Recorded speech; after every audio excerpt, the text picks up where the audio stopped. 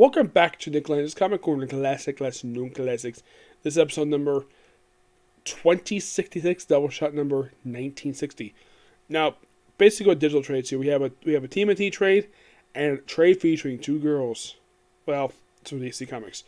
First up we have Teenage Mutant Ninja Turtles Reborn Volume 5 Mystic Seer. This collects issues 124 to 130. And here's a little fun fact. Did you know, not long after the storyline, they had the Armageddon game crossover? Yeah, which basically involved the main series and two miniseries alongside of it. Now, I'm mostly putting these issues, of course, we have writing here by Stephanie Campbell, which I think we have some co-writing here by Tom Walt, by Kevin Eastman, artwork here by Ken Gary. One thing I forgot to mention, when I talk about some early trades, is that Janika, the one who's the female ninja turned to a turtle, she has been outed as a lesbian and dating she's basically sort of rock band and dating one of her bandmates. Mostly put in these issues, we have more Mutant Town stuff. We have, Raphael, of course, she's the constable for the town. Of course, by the way, we also see a return of Shredder in here, who does interact with turtles in these issues, but he doesn't fight them. Mainly because of the fact he basically is trying to remain neutral. He's basically just trying to not fight them because I think that basically issue 100, they kind of in a way ended the war between the Foot Clan and the Yamato Clan. So, mostly stuff with Christmas. Plus, love the fact Kevin says he's still awesome, very covers here. So basically, after the Christmas issue, we have stuff with the Triceratons on Bar Island. Yes, well, get this. On Bar Island, we have the Triceratons living in the ruins of the Technodrome. Yes, Tom Waltz brought a Technodrome from the 1987 series and basically made it a tool of the Utrons. Well, of General Krang, it is. So you have stuff with Baxter Stock. We have Riddler's Movement Chain here. More stuff with the Trading Studio.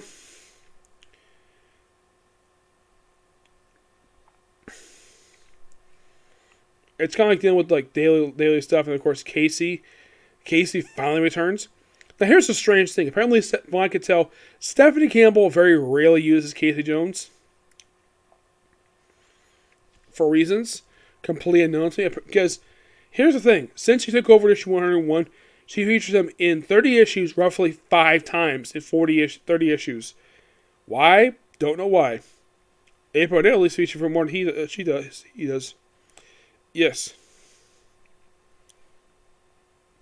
So, yeah, of course you also have where I'm not really a fan of how Alplex is drawn here. I like her on the previous artwork. Yeah, and she's still kind of with Raphael, but she's arguing with him. And of course, with more battles in here. She also argues with Raphael, which I'm not really a big fan of that. Yeah, it just seems like we're just going day-to-day stuff. Do other stuff here and there. There is some arguing here. Alplex, the way she's drawn, does look like she's supposed to be a female fox. She's kind of drawn to be a male fox for unknown reason. Look at the way this artist draws Alplex. Yeah, it's supposed to be a female, but clearly looks like a male fox. Yeah, I do not know why. I have no problem with how the artist draws a turtle. That's fine. And apparently we have the in-comic universe version of Venus.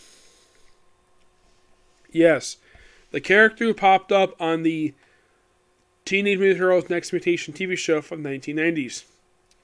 A show that was pretty bad. And here's Technodrome in ruins. Yep.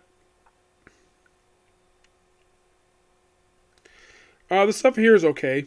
I do, and of course we have Alplex who really captures, though she gets rescued by the Air Turtles.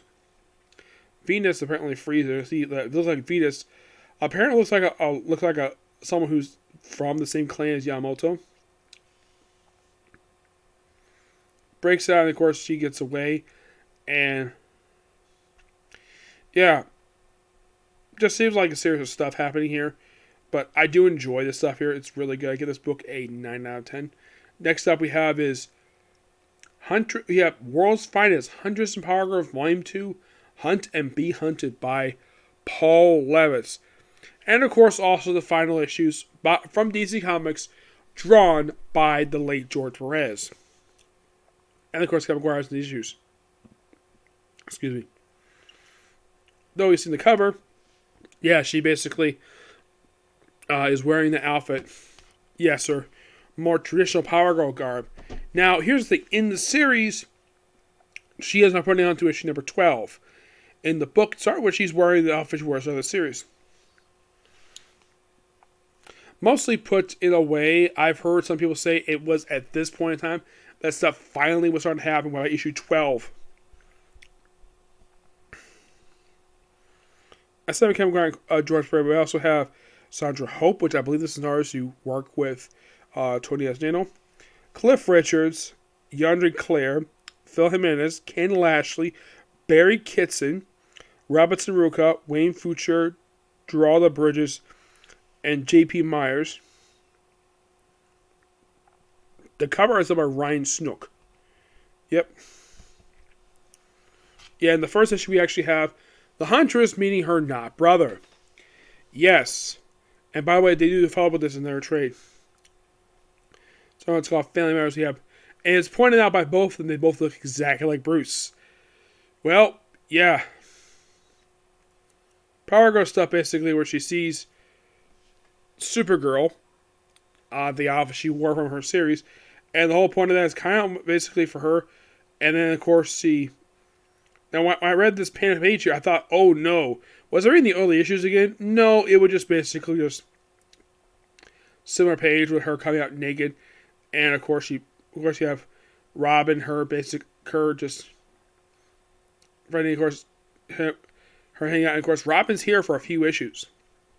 Like on Family Matters, which is good stuff. I think Paul Levitz does a great job writing Damian. And then of course they shake hands, and next time you hear about Robin is when he died. Then we have Huntress being hunted. Then we see a flashback of the original Earth 2 Batman, Bruce Wayne, her father, and we see the Earth 2 Catwoman, who these two were killed off in the first issue of Earth 2, the comic book. Yeah. Takes on various different threats here. Seems like we're having a lot of fun with these issues. Again, robots. Archie one point is basically firing guns off with a broken arm. Yes, seriously. And of course, at the then we finally have the issue. I think this was issue 10 or 11, where you see her at a grave. Yeah, this is basically the Robin Reckoning stuff. This is basically their issue dealing with it. Yeah, it's basically Huntress dealing with the death of Damian. And of course, seeing Kara in his sexy outfit. Yep. But what was the issues basically entail? But then we see possibly Michael Holt show up here, despite the fact this is not Michael Holt. This actually is. Yeah, it's actually. I think the video footage is Michael Holt. It's actually not Michael Holt, but actually Desaad. Yes. Because Paul Levitz continues stuff from the Mystrific series, but I will review that in another video. Yep. So, let's have a deal with that. Do a few other stuff here and there. Parties. She finally meets Desaad first time, and oh boy, yeah, I think this is supposed to be the Prime Earth Desaad. And here's issue 12 with her wearing the outfit. Yeah, in the book, they don't really say when she put it on. When she got, but this is the issue where she finally puts it on. You see she starts out wearing this outfit and wearing her traditional, and then all of a sudden, like, in between pages, like, here she is. This page here. She's wearing the outfit she wore at the start of the series, and then 2 pages later, What we see here is swap clothes because basically it's a better outfit. They start flying, bowing to the side, and the thing ends with them basically looking for the side. Yep. Good stuff here. I thoroughly enjoyed this trade here. I'm going to give the trade roughly a 9.5 out of 10. Yep. But yeah, that's a particular view. Next up is One Piece. And at least one more comic corner, hopefully. Okay? Next video. Bye.